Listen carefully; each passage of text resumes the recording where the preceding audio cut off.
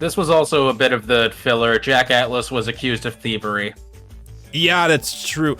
It's not, you don't get ramped up on these things up until fake Jack Atlas, which is a strangely decent filler. Okay, the whole thing about the Grand Prix arc is that there's a lot of filler between a lot of the major duels. Some of it's kind of good, like genuinely, like fucking Crash Town, obviously.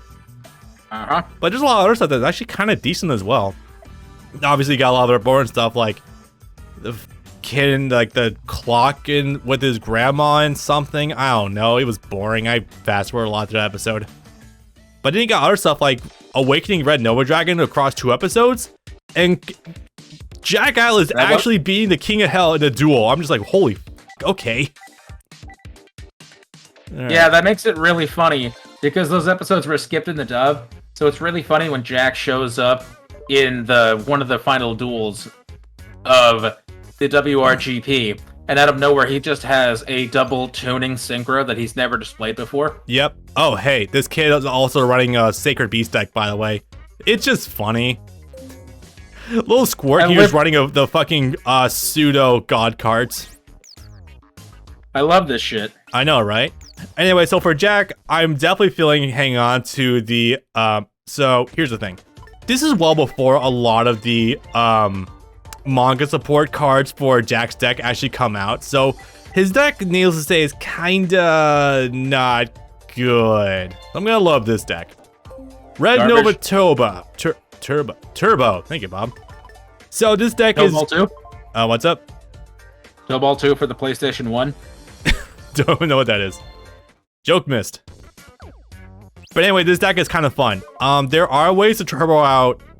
I cannot say that word right now. Goddamn. There are ways to get out Red Nova Dragon in like 1 to 2 turns. It's not easy, but it is in fact doable. So we'll see what we can do. So Jack is in one of those situations where his deck overall is garbage, but he introduced a lot of cards that would stay around forever, like Summoner Monk, and some of the Resonator cards. Yeah, that did stand in competitive play for at least the Synchro era. I mean, holy shit! Even one of his manga cards, Red Dragon Abyss, is still like a staple of a lot of Dragon deck archetypes. So yeah. And also, the 4 evolutions it gets in the manga. Oh yeah. I haven't talked about that yet, by the way. I did actually read the manga for Yu-Gi-Oh! 5Ds. I gotta say, it is crazy how good it actually is. Like, I was not expecting that. Yeah, all of the Yu-Gi-Oh! Manga past Duel Monsters run in a completely different direction because they're all done by different artists and different writers. So they're not Takahashi anymore. At this point, he's just collecting royalties, which... Oh, shit. We didn't talk about that. Fuck. So, do you want to leave with that, or should I? To finish this thought first, he only did the original Duel Monsters era manga. He didn't do any of the GX 5Ds, Zexal, or Arc 5 manga. Brains never got a manga. He didn't do any of those. He only did the original and helped outline some drafts for plots for each anime through 5Ds. After that, he didn't have a hand in Zexal or any of the later shows. It does show a lot of character designs and progression. I will definitely say that. Like, Zexal is definitely pretty far removed from what I would associate Takahashi with. Yes, definitely. Okay. Oh boy. So, here we go. I didn't it's a realize good thing that we waited.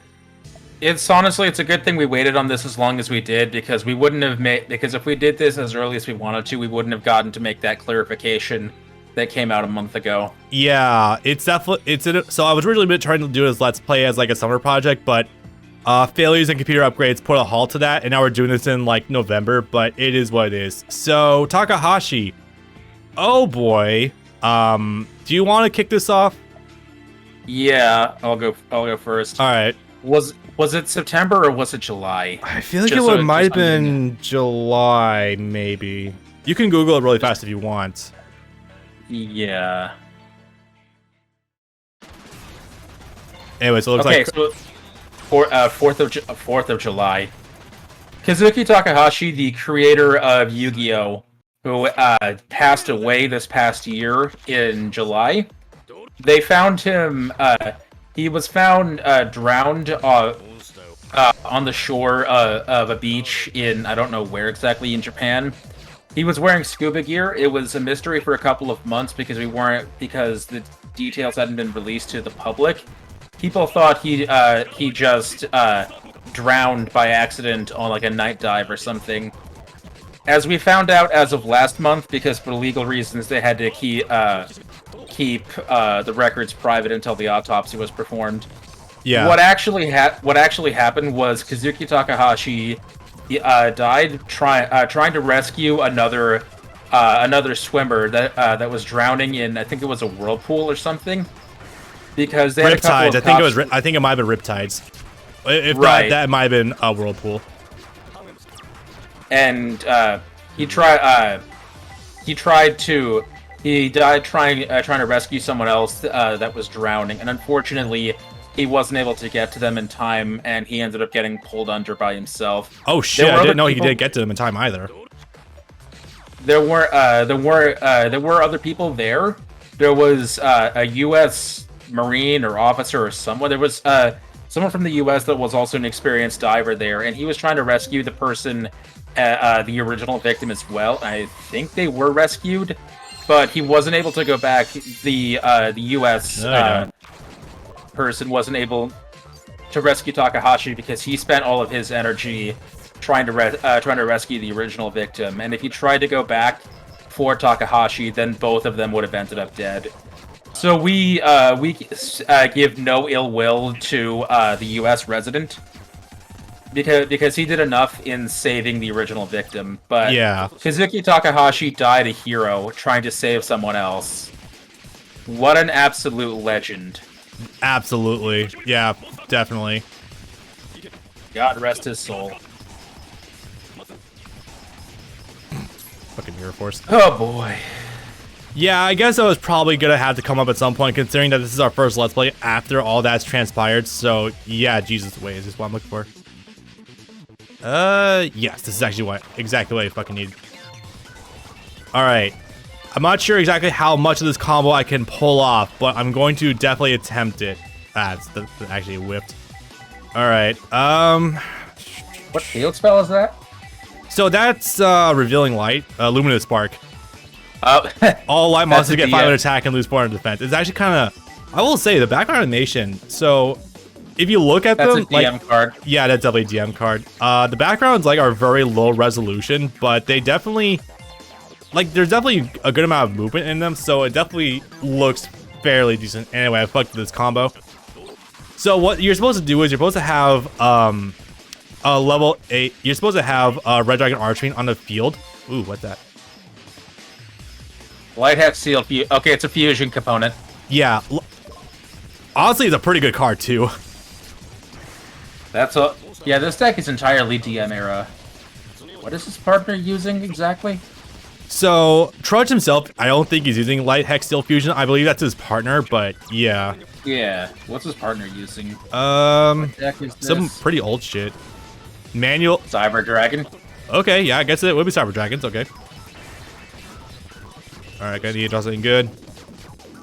That is something good! Oh boy. I hate doing this, but it's also hilarious.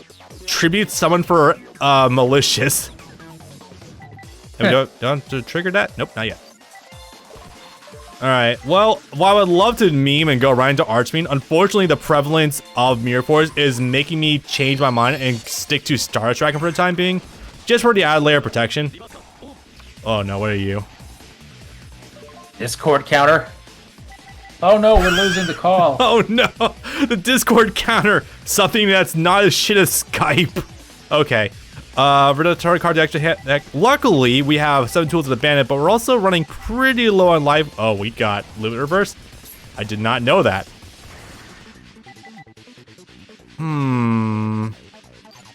Inferno Reckless Summon. Yeah, so that's part of what it facilitates the combo. This card's kind of good.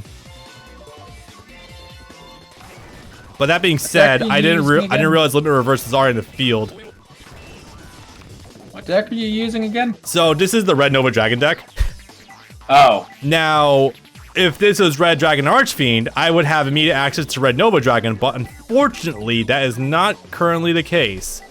So, I'm actually going to scoop and try again, because if I knew Limit Reverse was on the field, that would have definitely altered my decision making. Now, I guess a heads up to everyone here, Lyosite is a funny name. How do I best describe this? So, the deck, fighting the AI is not necessarily the biggest pain in the ass in the world. You just need to get one win against them, and you basically won. If you lose, you are granted infinite retries. But the issue here is that you cannot shift your deck like you can't shift in the middle between losses. Like you are stuck here at the risk of being booted back to the main menu with none of your progress being saved. When I say main menu, I mean main menu. Oh my god. Yeah, this has cost me a good hour of progress before in the stream, so it's definitely very much a relic of its time. The way saves are handled in hindsight are definitely more, I feel like, a good emblem of like what era they could possibly be from, like whether like auto saves are actually a thing or not. Oh Jesus Christ. That guy's really going for it. Huh. What? Pride for Roar. That's an old staple of Jack's decks. Yeah, honestly, out of the entire main cast, Jack's probably got the worst main deck options. As annoying as that is, it is definitely true. All right, let me see what we got here. Foolish Burial is good to get another Ducks in the Graveyard, I suppose. Or not. God damn it, that was actually fucking amazing. Man, you can just never get your phalanx where you want them. Yeah, it's always a bit of a pain in the dick. All right, hold up. Normal summon Phalanx. And we are going to go into, yeah, okay, so Iron Chain Dragon is in this deck, just as like a bit of a joke, but it's also like an actual half-decent other option as a tech card. You know what? Fuck it. It was your generic synchro staple back in the day. It actually did some stuff. Yeah, outside of Brio, which did of course get banned, it was one of your only real options. Is this a FT? Is this an OTK? Oh, this is close. 700 off, but still pretty good. At least the RDA won't blow up my own cards. Oh right, Regeki's still banned. That's why you're running Vortex. Yeah, a Lightning Vortex is also a good way to like. It works well with some decks, but yeah, Regeki is banned for a good. Oh god, I want to say up until maybe Arc 5? 20. No, yeah, not even Arc like 5, like later. Holy fuck. Like 2016 or something like that. Demon Meteor, thank you. Wait, that's gonna. Oh, it just said something. Okay, cool. Alright, thanks, Jack. This deck is unfortunately a bit reliant on getting a good top deck. It can still do work otherwise because it is running the Dragoonity engine, but yeah. So anyway, I think Treasure's accusing him of like stealing something or parking illegally. I have no fucking clue. Unfortunately, was a little caught up in the Kazuki Takahashi discussion, but yeah. Oh, illegal duelists! Right, we're talking about that already. The presence, the mystery of the ghost duelist is going to be pretty heavy for a bit. Unfortunately, this game does not. The cutoff point is, we discussed this beforehand. It doesn't. It goes up to right before. The cutoff is the Team Unicorn. Right, because I was just thinking to myself, I don't think the Team Unicorn guys are in this game, if I'm not wrong. Like, maybe they are, but I'm not even sure about that. We'll check. We do have all the cards in the game, so I guess we can just easily check, but yeah. But yeah, I don't remember seeing them whatsoever in the game, actually, now that I think about it. Hold up a sec. This music. With the saxophone. What about it? Bump this up. This sounds like a Sonic Adventure hub track. So I can tell you it's not, but I know it's not. That is very funny. It sounds like one of. No, it sounds like one of the hub tracks in Sonic Adventure 1. I could definitely see where you're getting that from, though. I have played a good amount of Sonic Adventure 1, as it turns out, yeah. Yes, I would have to imagine that Konami did not steal from Sega. Konami steal? What? No, never. I say as I don't actually have an immediate example off the top of my head, but I'm pretty fucking sure that it has happened before. Yes. Konami stealing the likenesses of what's his name from the Terminator, John Connor, for the sprites for Solid Snake in the original Metal Gear games. Oh yeah, the cover art in America, yeah. Oh wow, we're starting off with Yusei being abducted. Holy shit, okay. That was also a filler. Yeah. Alright, so having Aki on my team, I do have a plant synchro deck, but it's not constructed yet, so I can't use it. So what do we use instead? What options you got? Alright, we still got a good amount of options that are still usable that we have not actually tried yet. I couldn't run my Uriah deck because I need to switch out some cards, but it does work sometimes. Yes, the real boss monster for the crystal deck. Come on. That deck's... I don't know if I'll use that deck. There is this deck that basically... As it turns out, summoning Obelisk is actually not nearly as hard as you would expect it to be when you're running the Frog engine. Infernities? It probably won't come up unless I specifically ask you to. Give X-Sabers a try. Sure, I can do that. There'll be some synergy overlap, so I can definitely use it. And definitely make sure I'm saving. Yeah, you can also see by now, there's definitely a stockpile of Dragon... I did it again, holy fuck, I've been playing so much Raging Blast lately. Is that what they're called? In the first game, yes, it is. No, we got a good amount of dual points actually building up, so there is options for if you wanted to go buy some actual dual packs. There are there. Oh boy.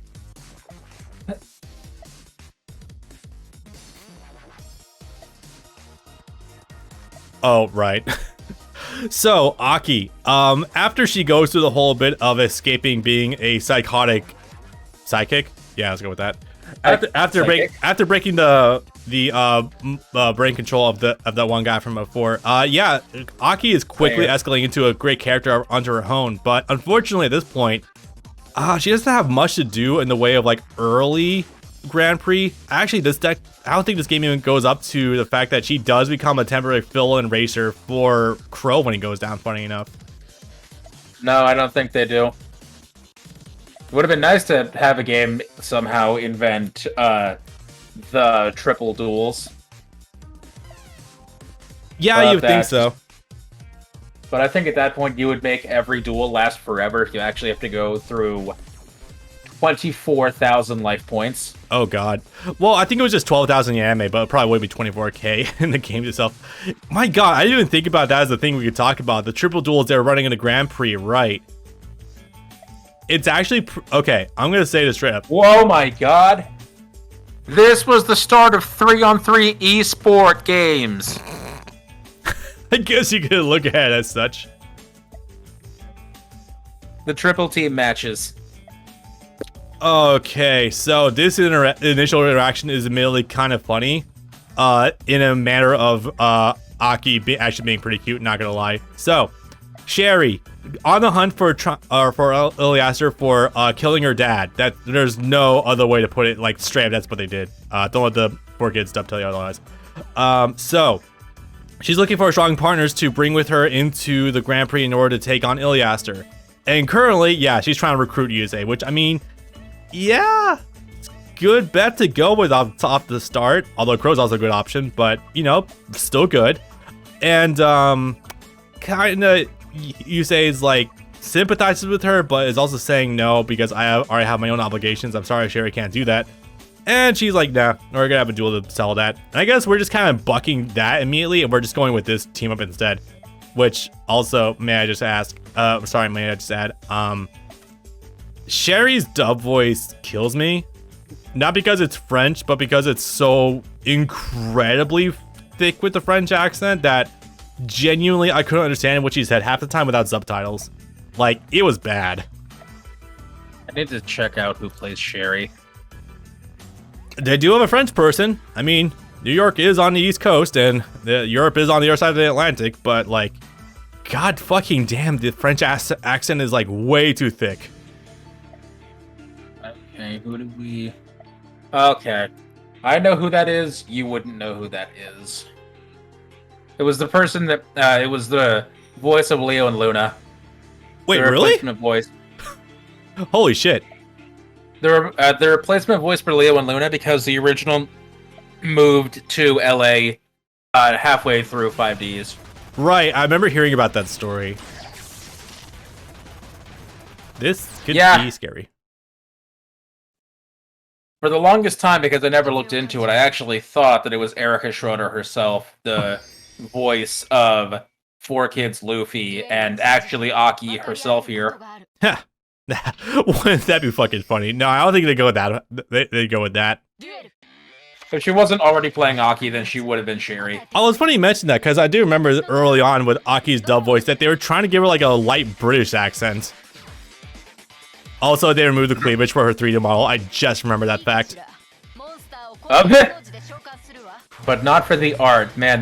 Not for the art, where they'll actually highlight the underboob to make it have way more dimension, but when I will remove the cleavage.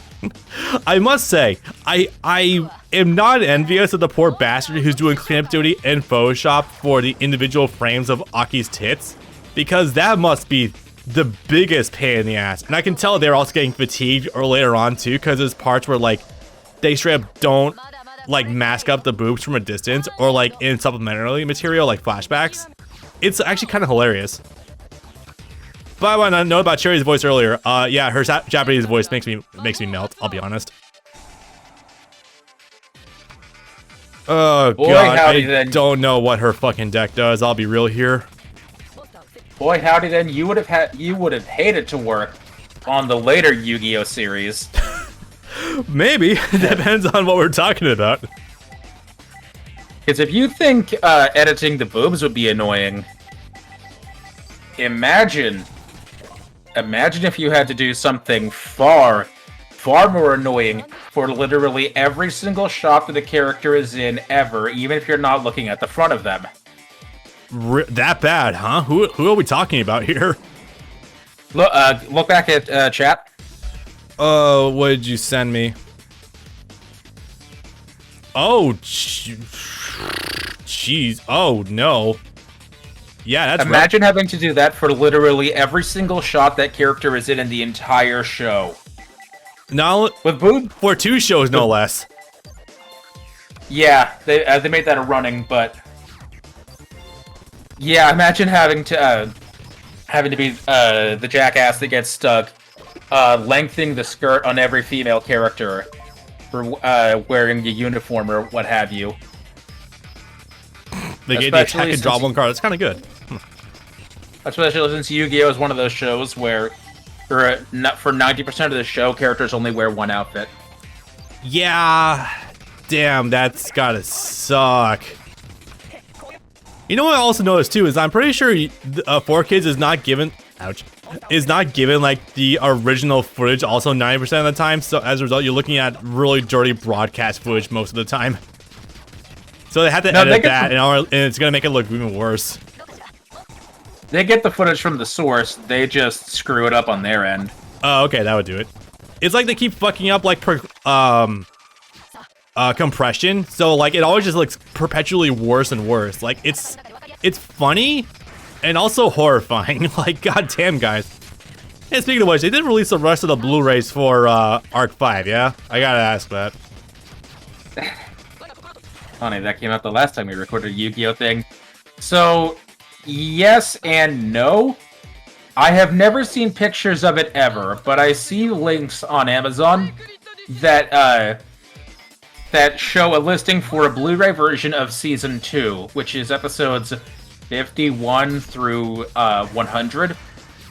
And I've never bought it because that was like $90, which honestly, it's still good content value. $90 for 50 episodes of TV. Yeah, that's still good price to content value. I just never bought it because that's a lot all at once. No, for Season 3, I know for a fact they never did Blu-ray, they only did DVD, because I only ever saw a DVD listing, and the DVD listing for the remaining 48 episodes was only ever priced at $30. Jeez. So, I'm gonna check Amazon again right now. I don't expect to see anything too pleasing. One X-Saber monsters card one round. Ooh, shit. I forgot what Golems does. Hand ripping. Holy fuck. I'll be honest, yeah, it's been a good... And I can only attribute itself. God, it's annoying. Whatever. Yep, I'm seeing Arc 5 Season 2. DVD, $17. Blu-ray, $82. Yeah. Shoot me where I stand. Don't hold back. Well, that's unfortunate. I completely forgot that Golems can also qualify itself in the effect activation, and in this game, you can't back out of using an effect if you've already activated it. So, oops. That was a scrub on my part. I thought I could tribute one from my hand, but I was wrong. Oh, hey, look what's being summoned. What do we... Oh, hey! Hey, Blackwing Dragon, the thing that doesn't work with Rusty Archetype. Yay! The thing that's not real. And never became real, no matter how many times they gave it 4 retrains. Yep. Always the worst one. Like, unanimously. Okay, if you guys don't know exactly why Blackwing Dragon is actually a horrible card, you don't need to look much further than its actual name, Blackwinged. So, if you don't know why that's bad, it's because every other main deck Blackwing card, if it synergizes, it searches or affects Blackwing card, not Black-Winged card. And that is important because with the advent of problem-solving card text, you're able to pinpoint this shit more precisely, and so you realize that this shit does not affect it whatsoever. Like, Blackwinged Dragon is always just gonna be sitting by itself, and it's hilarious and dumb. Like, goddamn. Anyway, let's see what Aki can do here. Oh, he's actually using the effect.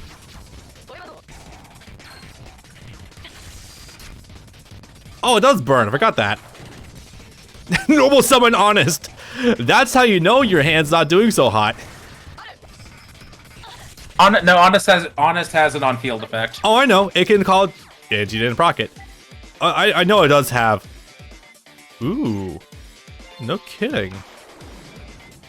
Can I hit? Please be something good. Yes. You want get out Full Helm Knight, because then you can bring out Fall Troll, and Fall Troll can bring out Not quite. the other monster from your graveyard. So it looks like Rocky Gura only brings it from the graveyard to my hand. Oh shit. Oops. Yeah, scoop. Hold on, fuck it. I don't want this Let's Play to be exclusively looking at duels constantly in fast motion, because I feel like that would definitely be exhausting for a lot of people involved. But conversely, it's like, the game does make it a little bit hard to not do that at times also. If you're only at 2 times speed and not 5 times speed, I think you're fine. Yeah. St. Joan, oh my god. Don't tell me you're actually summoning it. Oh no, you're not. You're the Centaur thing. That was from her first duel with Yusei. I think it has a negate, maybe? She did a fusion summon? Yeah. Oh, it negates trap cards. Lord Poison. Oh god, that's a good search. Wait, did she actually do a fusion summon? She just did, yeah. No, in the show. Yeah, she did. It was for this card here, the Centaur looking thing.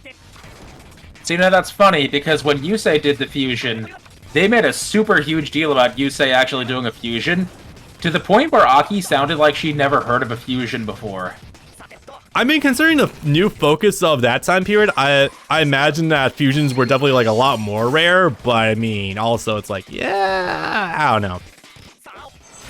Do we have a mirror force? But it's funny though, because Jack in his oh yeah, that negates. Jack in his early duels still fusion summons. He did have one, yeah. He summons the golems. Yep. When the golems weren't just being used as synchro fodder. Aki, what are you doing? You could have easily, like, okay. It gives you a search. I don't know why she didn't use it. Destiny draw. What's that give me? Oh, it gives me the cat. Yes. Rescue cat. Meow. Oh, hey, check this out. Discard a card. Actually, card sent for the field. Nah, damn it. I want to keep the Airbellum. I'm gonna drop the Sangan. Go for it. All right. Troll is something you should always keep on hand because it becomes immediately a game-ending. Oh, actually, dude, we can actually use it right now because check it out. Rescue Cat into the double Airbellum into the Fall Troll. Yeah. So that's what I'm talking about. Fall Troll is like the centerpiece of the deck because the moment it goes online, it's basically starts a never-ending combo. Yeah, basically. Fall Troll, it definitely is a really good extender. I just wish you could special summon when there's only one on the field because that definitely feels like a bottleneck sometimes. That I think would have taken it over the edge into being limited at the time. Maybe. Also, so here's the thing. For anyone who doesn't know, late 2009, early 2010, I want to say, around that time period, also into 2010, X-Sabers were actually becoming one of the tier 1 staples of the meta, and you were not initially led to believe that, but here's the thing. Let me just go over some of the cards actually really fast. Airbellum. It rips cards out of your opponent's hand when it does direct damage. Fall Troll recurs from the graveyard, which is really sick. And then like you get to the extra deck. Here's one of the cool things about this deck. Not one of these, but Hyunlei, I think is the card's name. Yeah. Yeah, Hyunlei came out. Oh, there it is. Yeah. This is one of the very few extra deck cards at this time period that can actually hit back row. And that's what makes it super fucking valuable at this point in time. Like very rarely would you get that after this point in time. Anyway, what does this do? Airbellum wasn't actually used in the deck. It was just generic level 6 synchro. I don't think it actually has any relation to the deck itself in terms of effects. But no, X-Saber is full of extenders. Later on, you get X-Saber Wayne, which is the level 5 synchro. Oh yeah, right. Which when you summon X-Saber Wayne, it lets you special summon another X-Saber from your hand or from the graveyard. I forget which, but you know that's an extender because you synchro summon another tuner. Oh god, I just realized we're pretty low on life points. Fuck. Never mind. Miracle Fertilizer is basically Call of the Haunted, but for plants. So it's pretty good. No way, really? I'll admit, AI is pretty good fight. Tight game. Very tight game. Marita Fallen one? I don't even know what that is. DM error card.